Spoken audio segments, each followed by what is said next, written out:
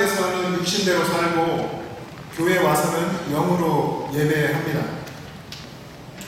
그분의 생각 속에는 세상과 교회가 분리되어 있는 것이고 또 신앙과 삶이 분리되어 있는 것이죠. 근데 더 안타까운 것은 그것을 당연하게 여기는 것이죠. 다 그렇게 사는데 뭐 어쩔 수 없는 거지 이렇게 받아들이는 겁니다.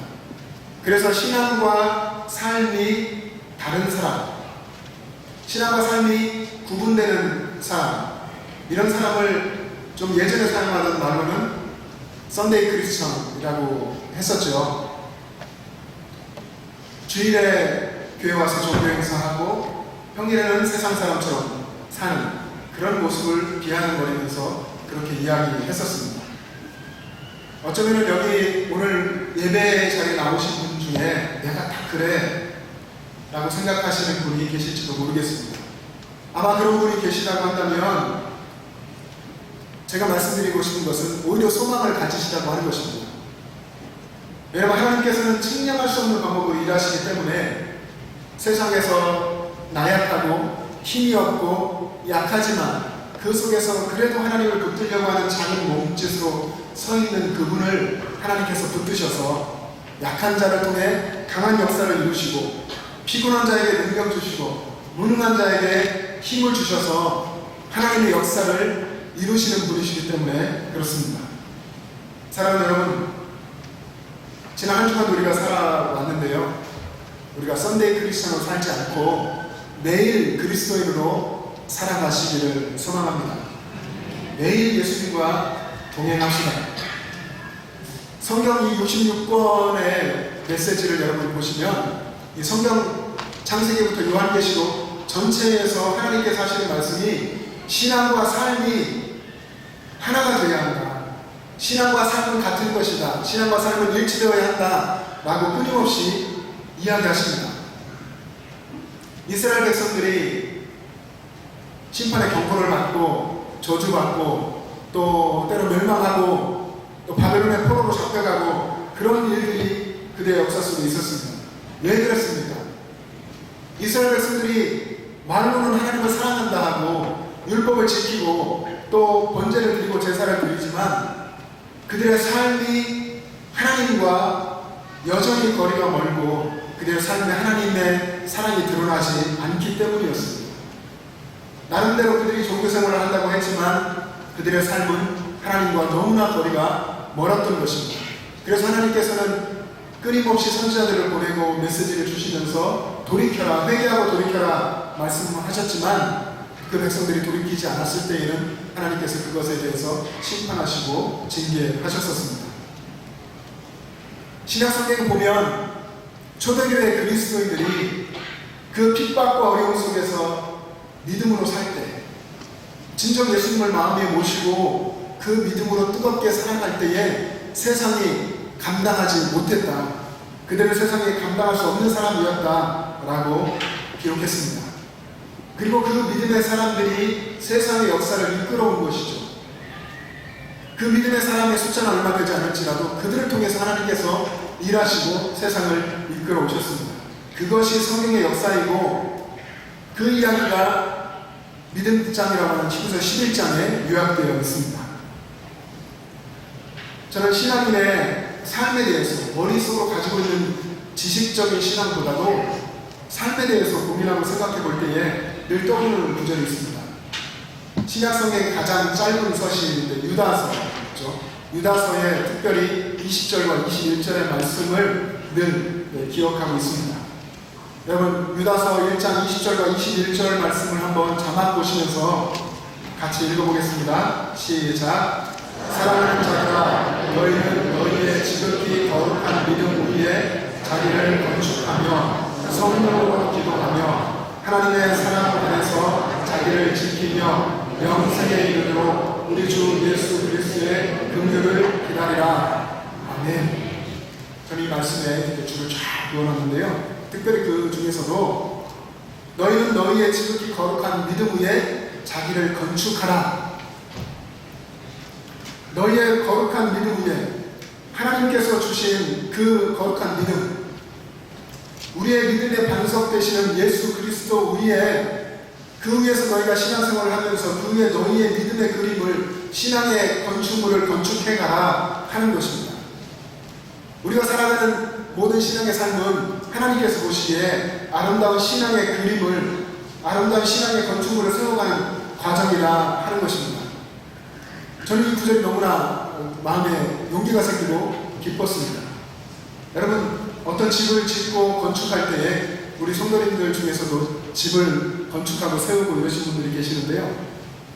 힘들고 어렵잖아요. 하다 보면 생각대로 안 되고 또 고쳐야 되고 또 보완하고 새롭게 하고 지치고 쓰러졌다 다시 힘을 내서 또 건축하고, 그렇지만 이 모습이 신앙인의 모습이라고 하는 것입니다. 하나님께서 다 아시는데 그 모습 속에서 늘 주님 의지하고 주님 붙드는 신앙을 지키고 살아갈 때에 마침내는 하나님께서 그 한 사람을 통해서 만들어 가시고자 하시는 그 아름다운 건축물, 그 하나님의 그림이 완성되어 간다 하는 것입니다. 믿음의 사람은 그래서 자기 자신의 사명의 자리에서 그 사명의 삶을 꿋꿋이 살아내고 온갖 시험과 시련이 온다 할지라도 그 속에서 믿음을 지키고 선한 싸움을 싸우고 묵묵히 있어야 할 그 자리, 주님께서 주신 그 자리가 답답하고 힘들고 어려워도 그 자리를 지켜내고 그것에서 기도하고 기도로 봉사하고 또 사랑으로 섬기며 해가는 것, 이 모든 삶이 하나님 앞에서 자기 자신을 하나님이 원하시는 그런 아름다운 건축물로 건축해가는 과정이라고 하는 것입니다. 여러분의 삶이 그렇습니다. 예배당을 나가서 하루하루 순간순간 살아가는 그 모든 삶이 하나님께서 계획하시고 하나님이 원하시는 그런 그림과 그런 건축을 해가는, 그리고 예수님의 긍휼의 그날, 마지막 그날 때 완성되는 그런 그림을 그려가는 모습인 줄로 믿습니다. 오늘 야고보서의 말씀을 보면요, 야고보서 1장에 야고보 사도가 문안 인사를 합니다. 이렇게 문안하노라 하고 바로 2절에 바로 본론으로 들어갑니다.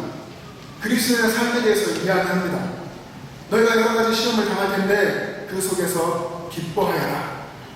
여러 가지 시험, 이 원어로 보면 형형색색의 이야기를 하는 거죠.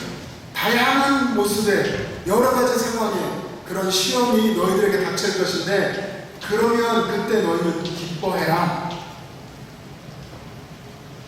여러분, 시험을 당하는데 어떻게 기뻐할 수 있습니까?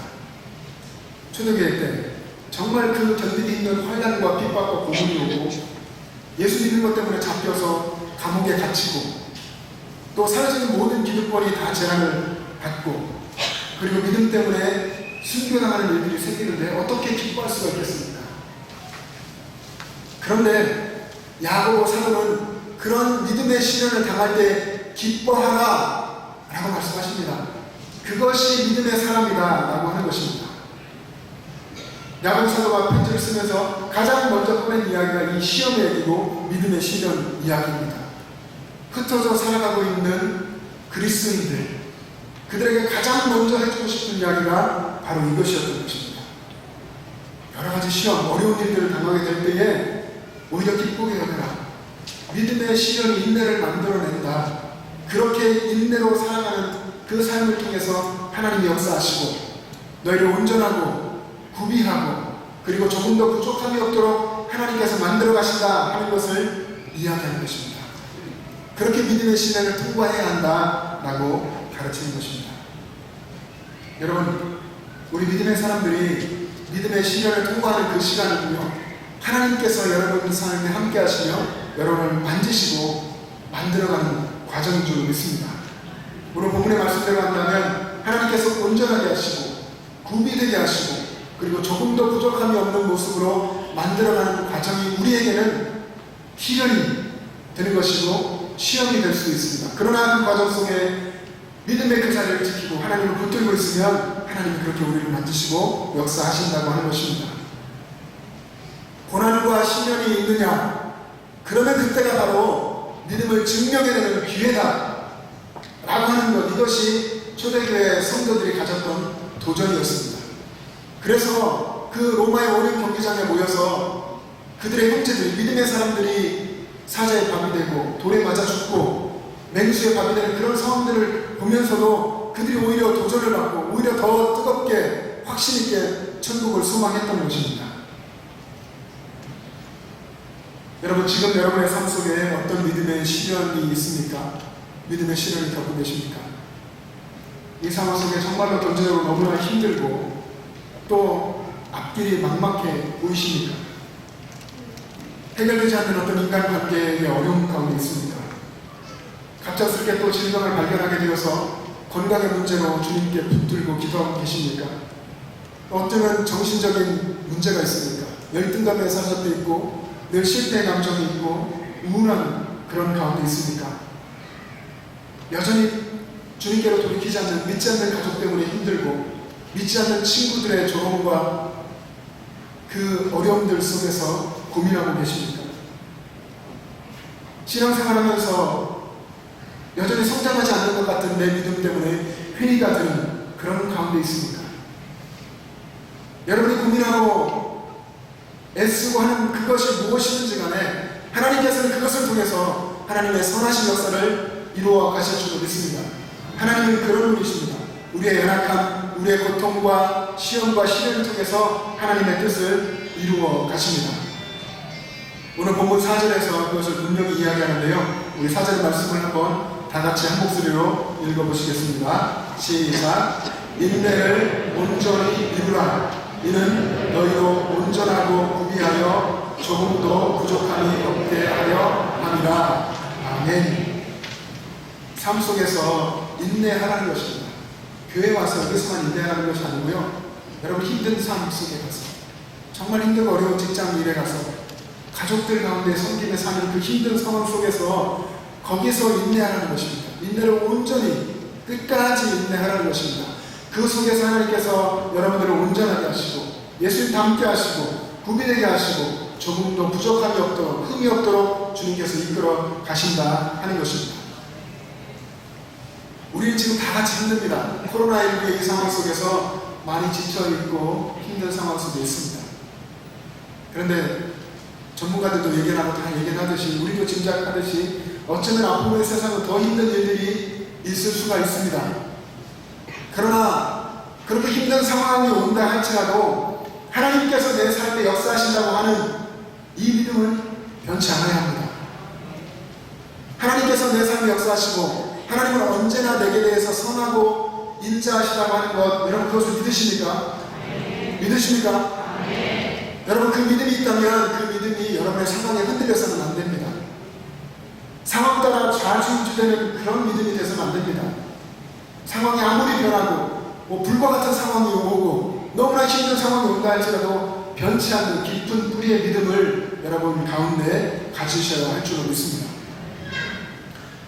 몇 해 전부터 잘 알려진 여러분 이지선 씨, 지선아 사랑해라고 하는 책도 있는데요. 이야기를 여러분 아실 겁니다.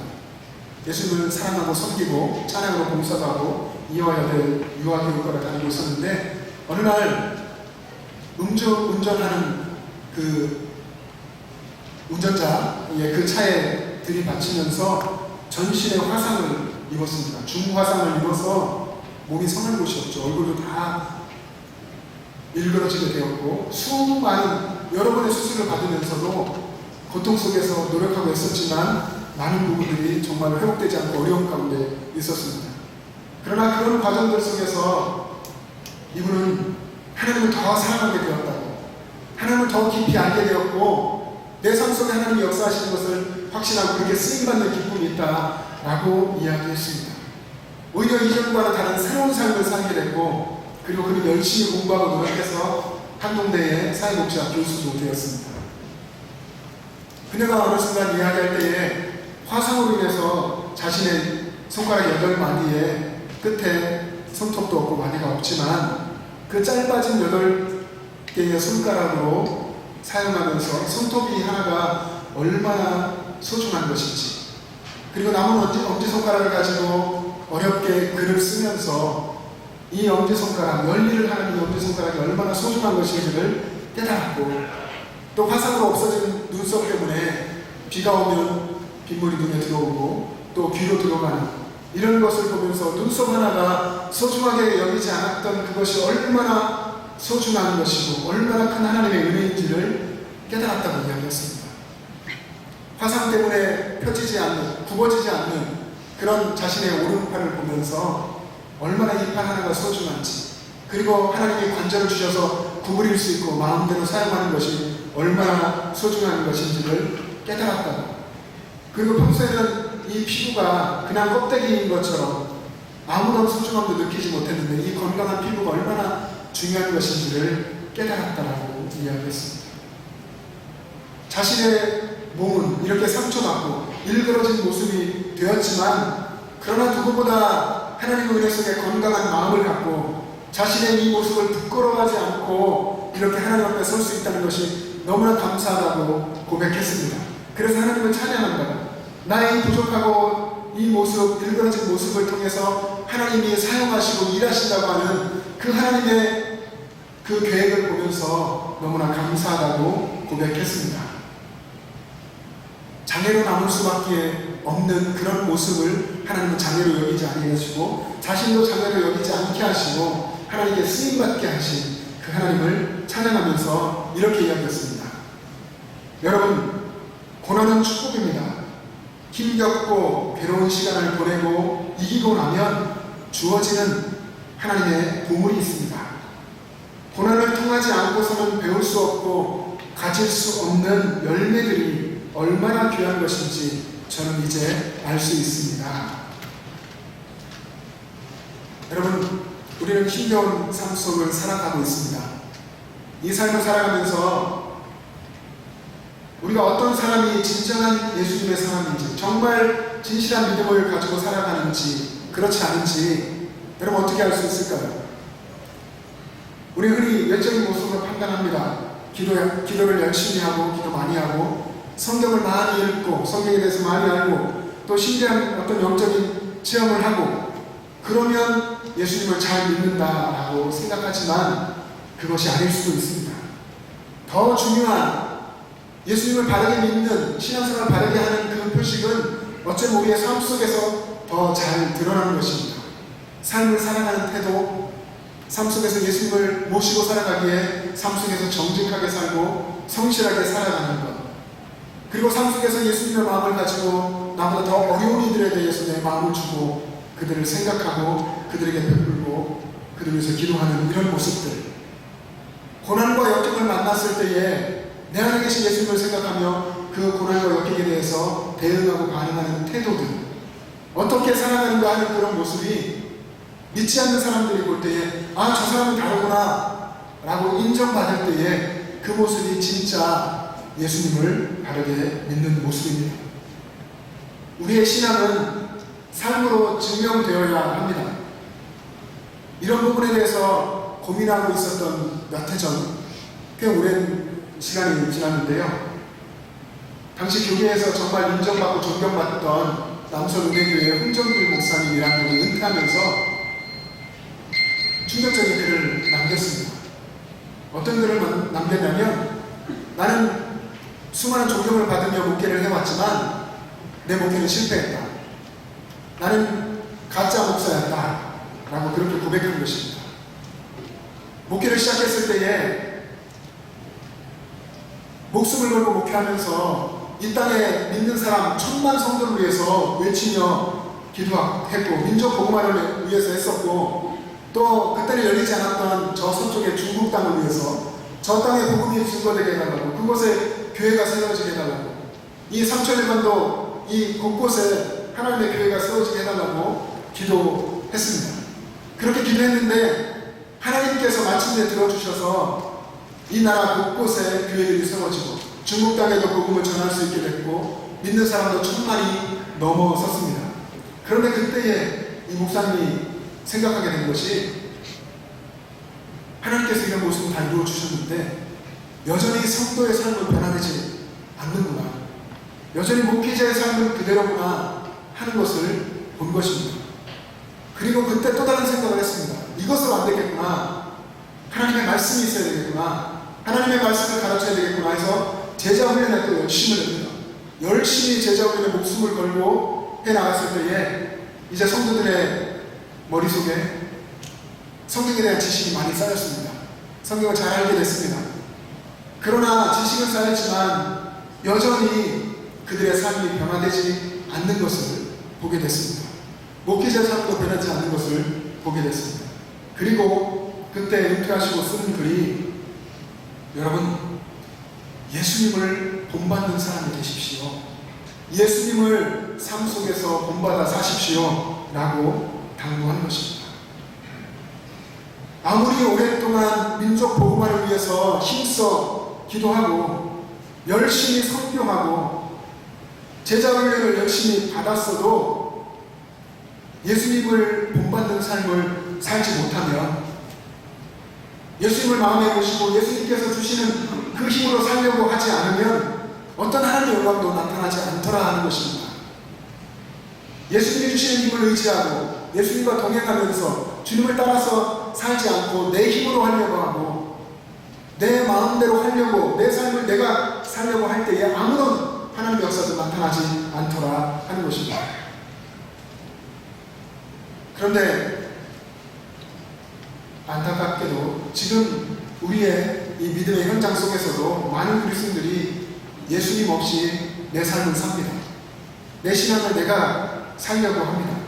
그러다 보니까 시험이 오고 힘든 일을 겪고 하나님께서 일하신 이 믿음의 시련의 상황을 만나게 되면 쉽게 무너지는 것입니다. 내 안에 예수님이 없으니까,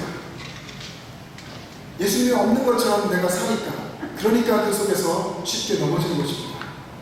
나의 삶에 예수님이 함께 하신다고 하는 동행의식을 우리가 가져야 합니다. 예수님께서 실제로 내 삶에 함께 계신다고 하는 것, 나와 한순간의 단절도 없이 늘 함께 계신다고 하는 그런 의식이 우리 가운데 있어야 우리의 삶이 변화될 것입니다. 이 믿음이 분명하면 그 사람은 변하게 되겠습니다. 예수님이 나와 함께 하신다고 하는 것을 분명히 믿으면 그 사람의 삶은 완전히 변합니다. 죽은 사람도 살리시는 하나님의 아들, 거룩하신 그분이 나와 함께 하시고, 풍랑도 말씀만으로 잔잔하게 하시는 그 예수님께서 함께 하시고, 모든 사람의 병을 고쳐주시고 천국 말씀을 주시고 천국을 소망하게 하시는 그 예수님이 내 삶에, 내 안에 계시다고 하는데 내가 변화되지 않겠습니까? 삶을 살아갈 용기가 생기고 예수님을 붙들게 되고 어떠한 고난과 역경 속에서도 하나님을 믿고 주님을 붙잡고 섭리를 믿으며 견뎌나갈 수 있게 되는 것입니다. 그래서 고난이 와도 하나님이 일하실 것을 기대하니까 기뻐할 수 있게 되는 것입니다. 정말로 예수님을 믿으면 그 삶이 변화됩니다. 그것이 성경의 역사이고 교회의 역사입니다. 예수님을 바르게 믿는 사람들을 보면 삶에서 예수님의 향기가 나고, 그리고 신앙과 그 말과 행동이 일치되어야 합니다. 아주 오래전, 수백 년 전에 미국이 영적으로 침체되어 있다가 영적 대각성 역사가 일어나는데요. 그때쯤의 이야기인 것 같습니다. 미국의 어느 교회가 술집을 인수하게 됐습니다. 술집을 인수했는데 그 술집 주인이 거기에 있던 앵무새를 그 교회에 그냥 두었습니다. 그 교회에 이제 앵무새, 말하는 앵무새가 있는 겁니다. 주인이 되어서 목사님께서 이제 가운을 입고서 이제 예배당에 들어오니까 그 앵무새가 이렇게 얘기합니다. 새 주인, 새로운 주인이라고 하는 겁니다. 그리고 성가대가 이제 가운을 입고 성가대석에 올라가는데 앵무새가 또 새로운 팀 이렇게 이야기하는 겁니다. 그런데 그 위에 이제 성도들이 예배하러 이렇게 들어오니까 앵무새가 또 이야기합니다. 그 손님 지어낸 이야기인지 진짜 일인지는 모르겠지만, 여러분, 왜 그 앵무새가 그 손님 했겠습니까? 봤던 거죠. 술집에서 봤던 거고, 주중에는 하나님 없이 살다가 교회 와서 예배하는 그런 모습이었던 것입니다. 그러나 이때 계속된 영적 대각성으로 아마 하나님께서 놀라운 변화 역사를 일으켜 주셨을 것입니다. 우리의 삶에서도 주님께서 그렇게 하실 줄로 믿습니다. 어떤 분은 이야기합니다. 이 삶에 대한 고민을 가지고, 제가 예수님을 믿지만 제 삶은 여전히 변화되지 않아요. 변화가 없어요. 예수님 믿는데 제 삶이 달라지지 않아요 라고 이야기합니다. 여러분, 이 말이 맞습니까? 예수님 믿는데 제 삶이 여전히 변하지 않아요. 맞을 수도 있지만 엄밀히 본다면 저는 이 말이 잘못된 말이라고 생각합니다. 예수님 믿으면 변하죠. 삶에 변화가 없다고 하는 것은 그분이 아직 예수님을 온전히 믿지 못하기 때문입니다. 내 안에 예수님을 정말로 모시고 내 삶의 주인이라고, 내 삶의 왕이시라고 그분께 내 삶을 내어드리지 않았기 때문에 삶이 여전히 변화되지 않고 있는 것입니다. 온전히 믿지 않고 있는 것이죠. 성경 속의 이야기가 이런 이야기입니다. 예수님을 알지 못하던 사람이 예수님 만나서 온전히 변화되는 이야기입니다. 제자들이 다 그랬죠. 갈릴리 호수가에서 물고기 잡던 어부들이 예수님 만나서 살아남는 하나님 나라의 일꾼이 됐습니다. 사도바울이 예수님을 모르고 믿는 사람을 다 잡아 죽이려고 하던 그 사람이 부활하신 예수님을 만나고 하늘로부터 흐르는 비치는 그 빛을 만나고 나서 그가 완전히 변화되어서 예수님을 위해서 생명을 내어주는, 그렇게 순교하기까지 가는 그런 예수님의 제자, 사도가 된 것입니다. 이 역사가 우리 영천 제1교회의 여러분들 가운데 있기를 주님으로 축복합니다. 저 여러분의 삶에 예수님을 모신 이 변화가 있고 우리가 함께 모여서 정말 하나님께서 원하시는 아름다운 교회의 모습을 이루어갈 수 있기를 간절히 소망합니다. 그리고 여러분들의 삶 속에서, 여러분 영천시 곳곳에 들어가서 살아가시는 여러분의 삶 속에서, 그 삶에서 하나님이 소중히 보시는 그 여러분의 삶 속에서 여러분이 믿음으로 살고 여러분의 삶으로 복음을 전하시고 하나님 나라를 확장해 갈 수 있기를 주님의 이름으로 축복합니다. 그런 여러분의 삶이 되기를 우리 주님께서 간절히 소망하고 계십니다. 기도하겠습니다. 사랑의 주님, 우리 주님의 은혜를 감사합니다. 우리를 살려서 하나님의 역사를 이루시기 위해서 생명까지 내어주신 우리 주님, 우리의 마음속에 그 구원의 감격과 기쁨이 있다고 하면서도 여전히 우리의 삶에서는 내 힘대로, 내 생각대로, 내 경험대로, 내 마음대로 살려고 하였습니다. 주님, 우리를 긍휼히 여겨주시고 우리가 온전히 주님을 마음속에 내 삶의 주인이요 왕으로 모시고 주님만 바라보며 주님께 집중하며 살아갈 수 있도록 은혜 베풀어 주시옵소서. 그래서 우리의 삶이 변화되고 우리의 삶 속에 하나님이 역사하시는 것을 우리 삶에 경험하게 하여 주시옵소서. 감사드리며 예수님의 이름으로 기도합니다. 아멘.